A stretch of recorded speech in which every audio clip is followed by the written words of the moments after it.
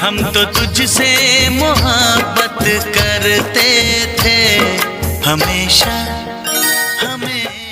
दिल्ली की जबरदस्त ठंड में भावना दोपहर को भी रजाई में घुसी थी। उम्र भी दस्तक देकर समझा रही थी, चौकस रहो, कई बीमारियों के सर्टिफिकेट धारण कर चुकी हो। तभी टेबल पर रखा मोबाइल ढंग ना उठा, अब मजबूरी थी, हाथ बाहर निकाला जाए। हेलो, कौन बोल रहा है, पहचानो? अरे वाह प्रेम, तुम। आवाज में जितनी भी कपकपी आए, पर जानते हो मैं तुम्हें पहचान ही लूंगी। हाँ, मैं तुम्हारा प्रेम। अपने घर गया था, फिर तुम्हारो यादों ने कदम तुम्हारे घर तक पहुंचा दिया। भाभी से फोन नंबर लिया, अब इस उम्र से शर्म लिहाज का दामन छोड़ बैठा।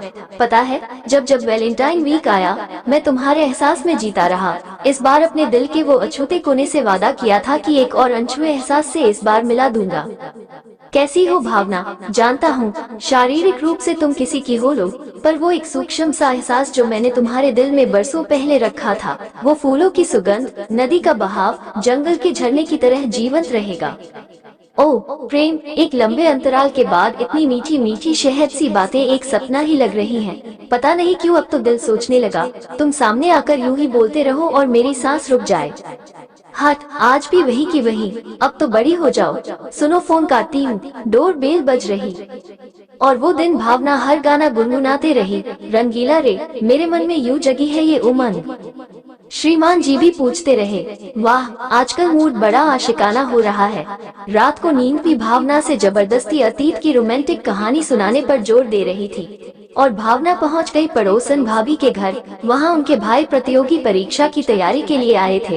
भावना भी उस समय बैंक पीओ की परीक्षा देने वाली थी। जब दिमागी स्तर जब एक ही हो तो मजा ही आता है। दोनों कठिन से कठिन प्रश्न ढूंढकर एक दूसरे को हराना चाहते थे और दोनों ही जीत जाते थे। इसी बीच कब दोनों अपना दिल हार बैठे, उन्हें समझ ही नहीं आया। दिल्ली में घूमने में मजा आने लगा। कीर्ति नगर की एक कॉफी शॉप में अक्सर दोनों शाम को बैठने लगे। सिर्फ 2 कप कॉफी, 2 हाथ, 2 आंखें बातें करने में मशगूल रहते। कभी कभी होंठ भी बोलने लगते। फरवरी का महीना आ चुका था। प्रेम वैलेंटाइन डे पूरे जोर शोर से मनाने की तैयारी में था। अब भावना किसी भी हालत में मना नहीं कर सकी। दोनों एक दूसरे के दिल में आधिपत्य जमा चुके थे। पहले दिन प्रेम ने उसे रीगल पर कॉफी हाउस में वैलेंटाइन डे के रोज डे पर लाल गुलाब देकर स्वागत किया और चॉकलेट केक खिलाया। दूसरे दिन दोनों ने बुद्धा गार्डन में प्रोपोज डे मनाया। तीसरे दिन घर पर ही चुपके से चॉकलेट देकर चॉकलेट डे मनाया गया। चौथे दिन पड़ोस की भाभी ने ही एक टेडी बियर घर आकर दिया, जिसमें कोने में लिखा था, फ्रॉम प्रेम। भावना में बहती रही।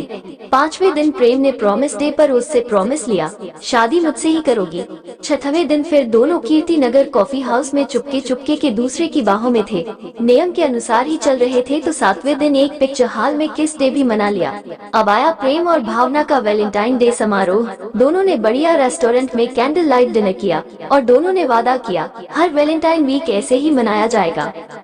2 दिन दोनों आराम करते रहे। मोबाइल तब तक नहीं आया था। तीसरे दिन भाभी से खबर लगी, उनकी मम्मी बहुत बीमार है, भाई बहन आज ही जा रहे हैं।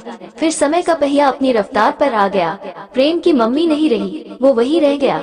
पापा की देखभाल करनी थी।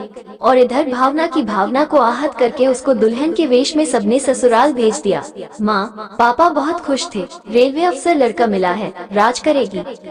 अतीत के पन्ने खुलते रहे और पता नहीं कैसे सवेरा हो गया।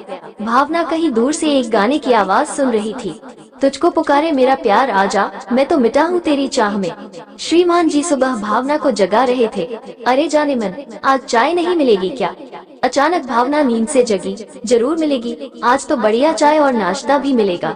और वो सोचने लगी, आज भी वैलेंटाइन डे है, मैं कितनी खुशनसीब हूँ। अंदर बाहर हर तरफ मेरे प्यारे प्यारे लोग हैं। जल्दी गोभी के पकोड़े और चाय बनाने लगी।